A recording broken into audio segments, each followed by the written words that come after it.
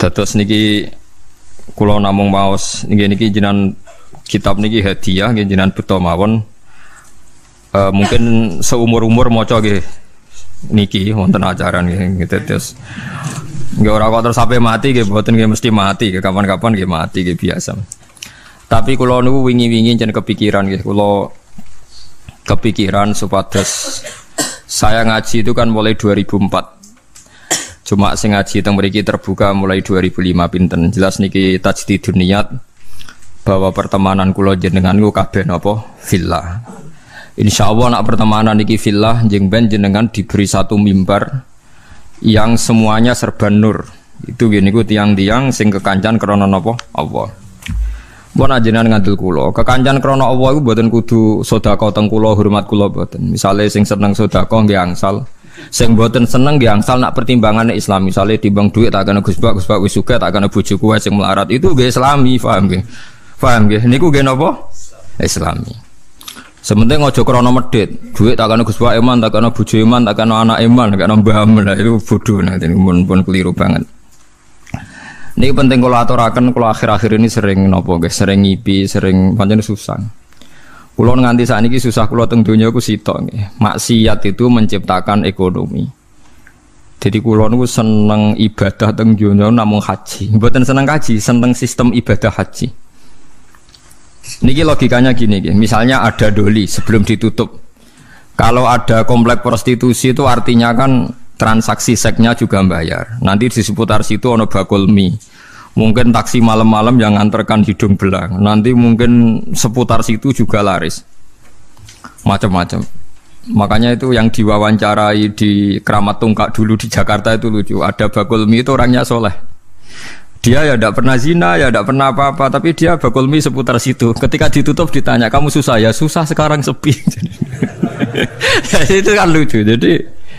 Jadi jangan kira Anda yang tidak berzina itu terus tidak memberi kontribusi. Mungkin kita supir taksi atau supir becak. Paham ya? Mungkin kita punya warung seputar situ yang larisi ya orang-orang yang mau ke situ. Jadi sing iso nandingi niku namung haji. Haji itu satu-satunya ibadah sing iso nandingi gemerlap ibadah maksiat. Orang datang ke Las Vegas itu hanya berapa? Yang datang ke Hollywood hanya berapa?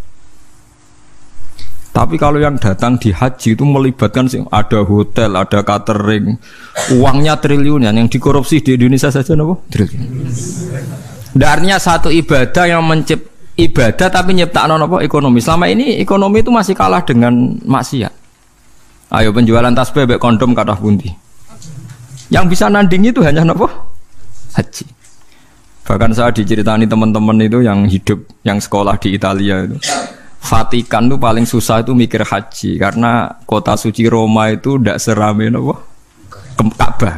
Sama padahal agama Kristen itu lebih banyak. Artinya orang Kristen lebih banyak, lebih mapan. Tapi kok tetap rame Ka'bah guys, soalnya Ka'bah kok rame Ka'bah. Itu udah hanya musim haji. Misa yang suci di Vatikan saja masih rame umroh. Enggak usah ditandingi haji, baru dengan umroh aja tidak bisa. Bahkan penerbang-penerbang dari Inggris dari mana-mana itu nggak bisa membayangkan kalau di dunia ini tidak musim haji, karena surplusnya para pebisnis pesawat itu ya pas musim haji. Itu kan banyak tuh yang pesawat dari Prancis, Inggris terus dikelapi Garuda, dipiloti Prancis berangkat, tapi tetap supirnya saking budi Prancis. Lalu sadaqallahul azim ketika Allah dawuh ja'alallahul ka'batal Baitul Haram qiyamal linnas. Allah mboten dawuh qiyaman lil mukminin tapi qiyamal linnas. Jadi Ka'bah itu akan diciptakan Allah sebagai qiyaman linnas, saka gurune manusa. Karena sekarang sistem perdagangan di dunia itu termasuk faktori hidup itu karena musim haji dan apa? Umrah. Itu kita harus syukur. Ada ibadah sing ngasilno apa? Duit. Karena banyak maksiat yang sudah menghasilkan apa? Duit. Jadi kula suwun jenengan seneng kula seneng jenengan kabeh napa fillah. Fillah iku pokoke kabeh perhitungane faktor Allah Subhanahu wa taala. Niki sing terakhir kula tutup ngangge ilmu akidah nggih, masalah niki mawon. Nomor kali itu hanya ulama yang tahu kenapa kita mencintai Allah. Dan ini saya tidak bikin-bikin. Saya berkali-kali nggih belajar kitab kados Bukhari, Muslim mulai hadis sahih sampai sing dhaif sampai setengah maudhu sampai hadis enggak jelas mbok maudhu mbok napa sahih. Tapi kata Imam Ghazali ngendikan begini dan saya percaya karena ini real nyata. Wa a'dhamu sampai saya hafal karena makalah ini dikutip Abu Hasan Asyadili. Semua ulama mengutip makalah ini. Wa a'dhamu ulumil Quran fi asma'ihi ta'ala. Jadi saka guru ilmune Quran namung setunggal ketika mensifati Allah. Saja, ada katanya saja. Lainnya itu karena menjelaskan manusia. Misalnya begini, ini contoh gitu, terutama kanca-kanca sing hafal Quran.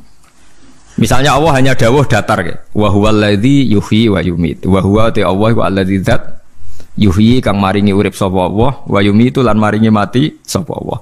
Wa huwal ladzi yuhyi wa yumit. Itu kalau orang-orang alim yang baca itu nangis. Nangisnya begini. Ketika sudah ada manusia begini, ada Mustafa, ono Ruhin, ono manusia-manusia ngeten iki. Terus kita akan bilang, manusia iku iso urip nak nganggo jantung, nganggo paru-paru. Manusia iku iso urip nak uteke gak remek, gak diglindes truk. Nak jantungnya oke itu benar. Karena sudah kadung jadi begini. Tapi ini ilmu yang ditopang adat karena manusia ya sudah begini maka hidupnya butuh jantung, butuh paru-paru. Tapi itu ilmu kesekian. Hakikate iku ra ilmu iku hakikate ra ilmu yang kita lihat manusia urip iku butuh jantung, butuh paru-paru. Itu udah ilmu. Itu yang kita ketahui. Paham ya? Tapi nak hakikate ilmu namung setunggal. Allahu la ilaha illa huwal hayyul qayyum. Ya Allah iku sing dadi ilmu. Artinya ngene, ketika Allah gawe manusa saka pasir. Ora ana jantunge, ora ana paru-parune, ora ana unsur kehidupane. Pertama manusia diciptakan dari apa? Tanah kan? Tanah itu udah ada jantungnya, ada paru-parunya, ada unsur kehidupannya. Tapi Allah bisa, wa huwal ladzi yuhyi. Karena Allah memang bisa menghidupkan. Nah, pentingnya ilmu ini penting nanti setelah kita mati jadi tanah. Kita tidak pernah janggal bagaimana Allah cara menghidupkan. Karena kita mensifati Allah bisa menghidupkan zaman kita berupa tanah. Maka Allah akan mudah lagi setelah kita jadi tanah. Allah ya akan mampu menghidupkan lagi. Lah kita ini dididik orang kafir atau orang sekuler untuk percaya paru-paru jantung terus percayane kenemen rendah. Suwe wong Islam diam-diam melok mamang pisan. Mosok wis mati suwi iso tangin neh carane piye lha iku wis lha iku musibah. Napa iku napa musibah. Lah saya itu berkenalan dengan jenengan hanya punya kepentingan itu supaya iman-iman yang faktor Allah itu hidup lagi. Ya iman-iman sefaktor Allah napa hidup lagi. Kita bilang kalau kita tidak makan mati itu yang kita ketahui, tapi itu udah ilmu. Kita nggak akan ngomong bisa hidup itu dengan paru-paru jantung itu yang kita ketahui, tapi itu tidak ilmu. Yang benar-benar ilmu kayak wa huwal ladzi yuhyi wa yumiit. Paham sih kalau maksudnya? Lah itu pentingnya kenal ulama. Lah kalau kamu begitu berarti benar-benar mencintai Allah karena Allah kamu zat yang super, yang luar biasa. Nah tapi nak nyifati Allah kayak wong awam. Carane urip piye tanpa jantung? Padha karo kene nakoki pangeran. Ndak iso tenan Gusti jenengan kula urip tanpa napa? Pangeran mbok takoki ngono itu kan. Lah itu termasuk al-mutahabbina fillah, orang yang mencintai ulama karena ulama lah yang bisa memuji Tuhan. Lane tiyang Yahudi, tiyang Nasrani dikritik Allah wa ma qadaru wa haqqan qadri. Mereka tidak bisa menghormati Allah dengan sepenuh-penuhnya sifat Allah. Karena mereka sering mengukur kekuasaan Allah ambek yang mereka lihat. Nggih ambek yang mereka napa? Lihat. Mulane gejolkane Quran anggo jelek wong Yahudi. Orang Yahudi itu meyakini Isa itu anak zina karena Maryam tanpa bapak kok punya anak berarti anak nopo zina.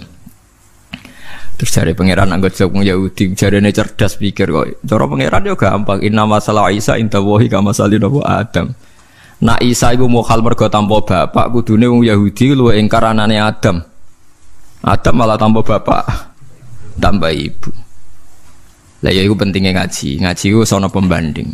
Dadi kowe nak dewa-dewa no yang Anda ketahui, Anda akan jadi kafir.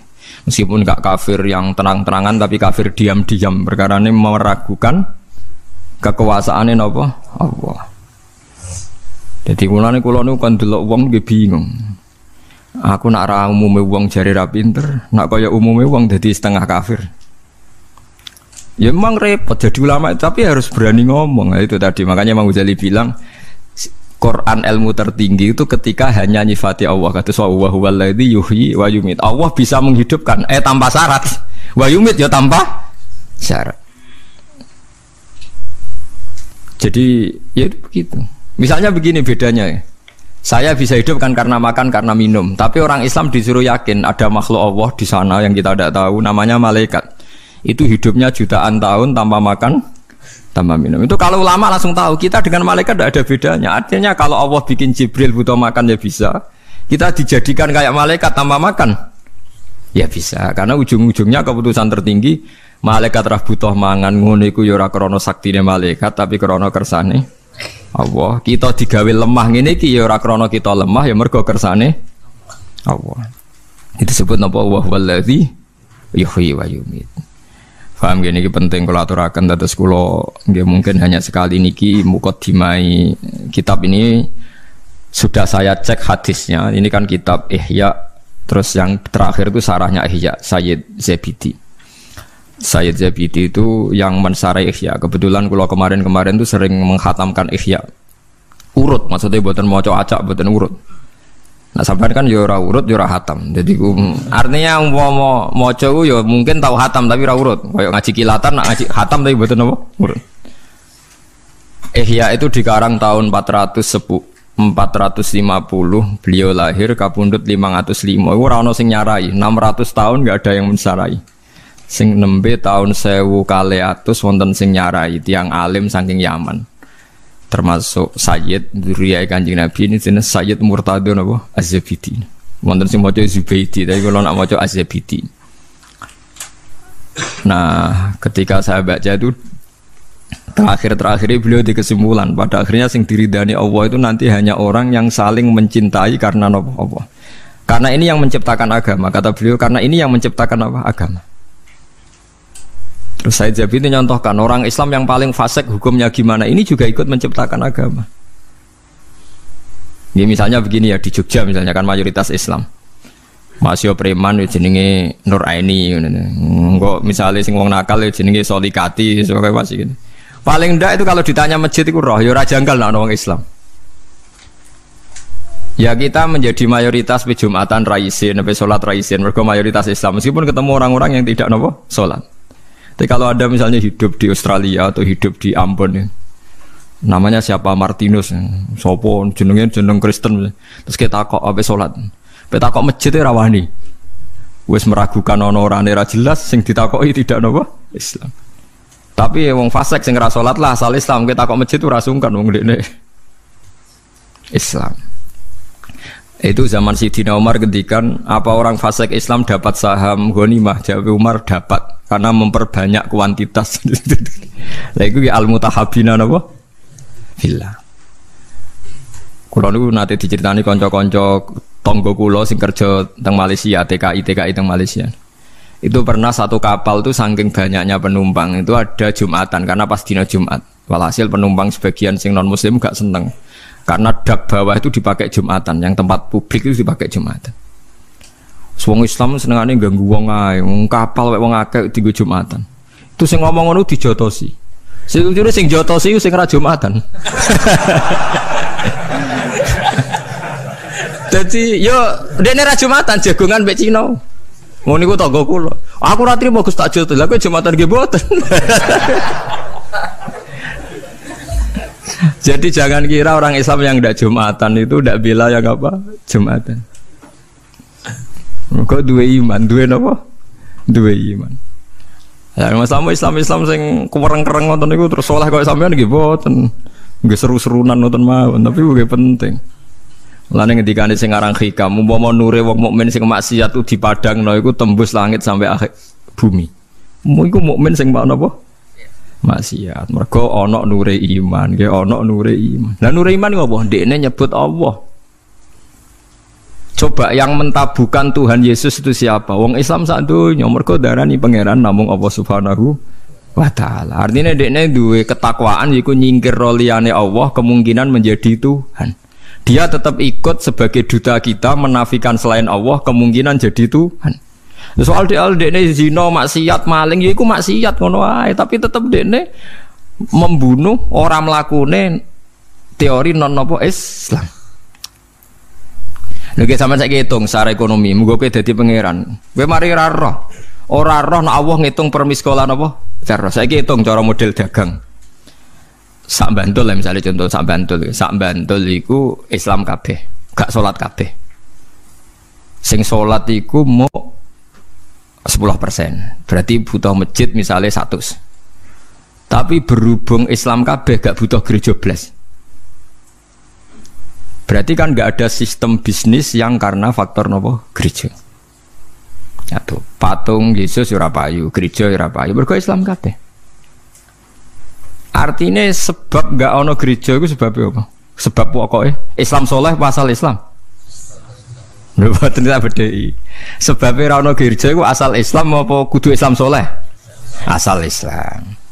Berarti asal Islam itu wis iso gusur kemungkinan ana tempat kemusyrikan. Mbok sekali-kali ngregani wong ora saleh ya kancamu ya kowe dhewe udah sawangane ora siap aku ngelem ora saleh. Olehmu sombong lho, padha ora saleh kok ana ngelem ora saleh. Artinya memberi kontribusi kan tetap. Memberi kontribusi keantian kepada kemusyrikan. Paham ya maksudnya? Dan berjumlah itu berlipat-lipat tiap ono wong Islam berarti ngurangi populasi nawa kemusyrikan. Bariku kowe dhe anak senajan ora salat. Pokoke pangeran Allah, pangeran liyane Allah gak masuk akal. Akhire anak yo muni Allah ya ora paham. Pokoke pangerane Allah. Wah kata, mulane sing diarani iman kuwi yo mok syahadatu alla ilaha illallah wa anna muhammadar rasulullah sing diarani. Lah sing diarani Islam lah iku ana butuh salat barang. Lah saiki wong ku bodho masal, mangsane iman mbek Islam ku dadi sita. Padahal sing diarani ya iman kuwi pokoke nyekyakini nek ana Allah. Lah sing diarani Islam. Lho salat rukun Islam ta rukun iman? Rukun Islam. Tapi ngantri ya do lali padahal ngaji mulai cilik. Kulo bolak-balik dibantah kiai seputi lho Gus, kadung Islam kok ora salat. Iman iku rukun iman, nak salat iku rukun. Cek angel nerangno kowe. Paham itu atas iman niku disebut ping pindho to nggih. Rukun iman pertama napa? Antuk minabillah. Rukun Islam pertama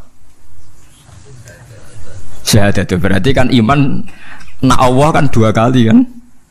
Iman yo rukune iman yo nomor 1 Allah, rukune Islam siji. Tapi mungkin nak nomor loro salat iku rukune Islam tok apa rukune iman? Rukune Islam. Nak rukune iman ana salat ora? Mboten. Berarti wong ora salat iku ijek iman ta wis ora iman? Ijek iman. Ndak sing aran hikam kuwatire.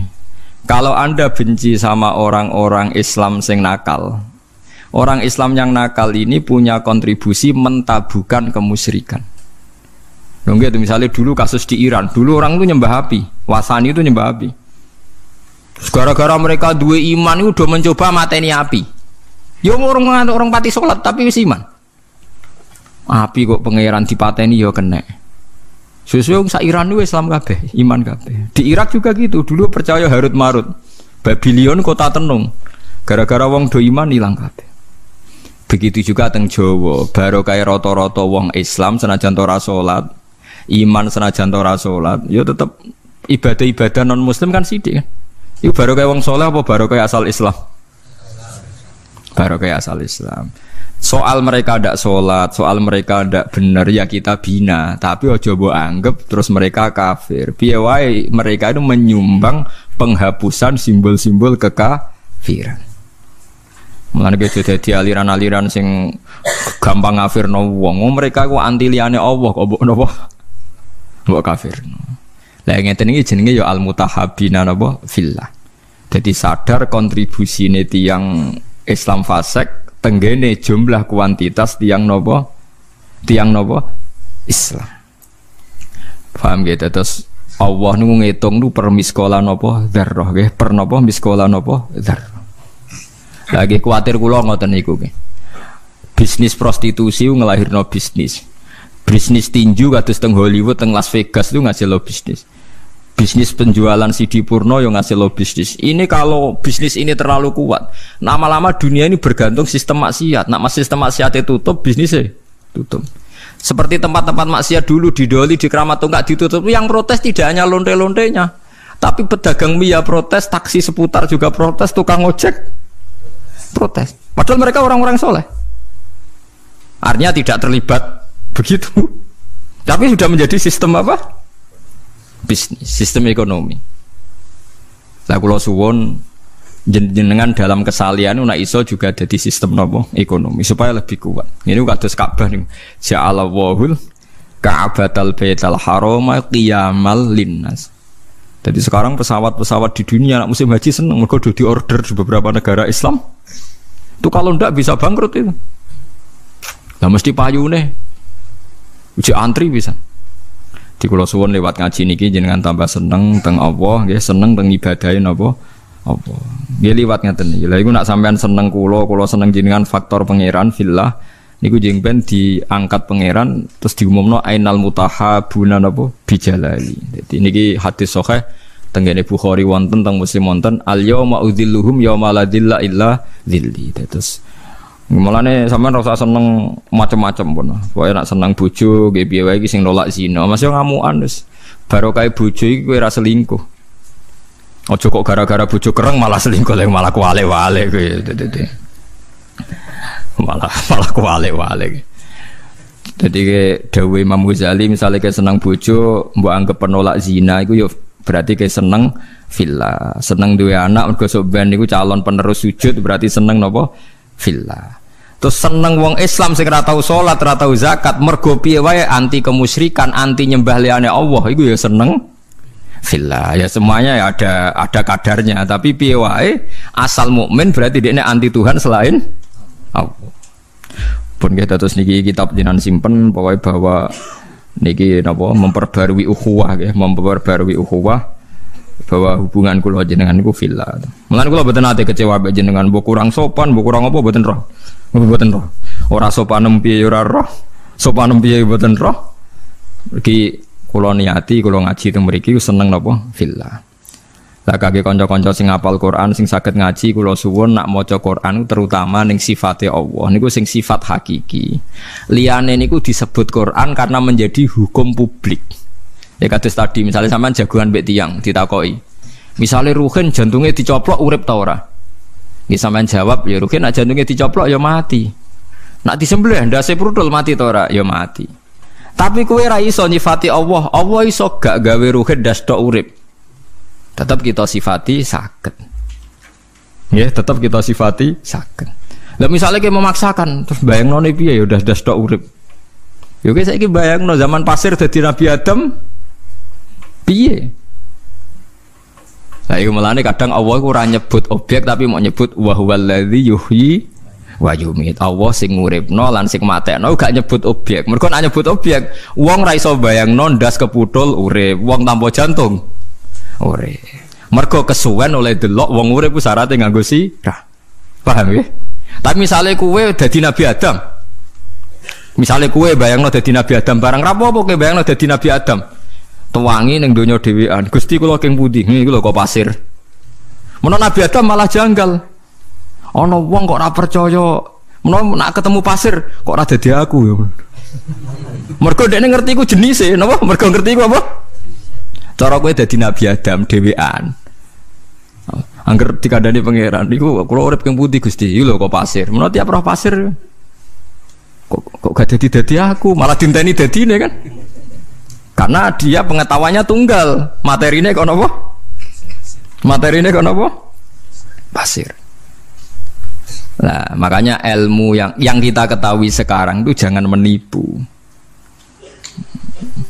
Mulane kula nu sering debat mbek kiai ditangeli ngeten.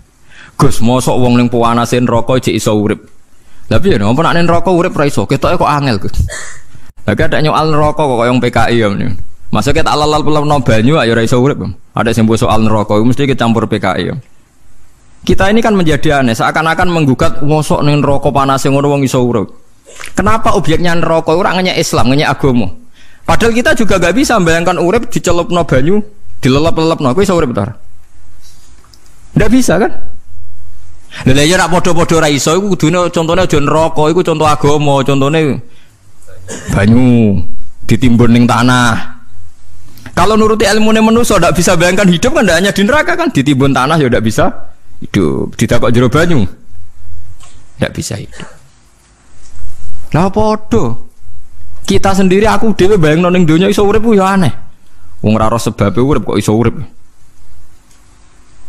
Mana kalau nanti ketemu tiang radi PKI ini tobat gara-gara ngaji kula tak takoki ngoten. Lah kowe kok iso urip sebabe apa? Ya ndak tahu pokoknya hidup. Nang kowe dhewe urip ora ro sebabe kok saiki bareng urip takok apa? Iki kula suwun nggih terus sifate Allah sing paling dhuwur teng Quran niku napa? Ketika Allah nyebut sifate piyambak tanpa objek nggih tanpa napa? Objek. Mulane ngendikane Kanjeng Nabi a'dzamu ayatin fil Quran napa ayatul kursi.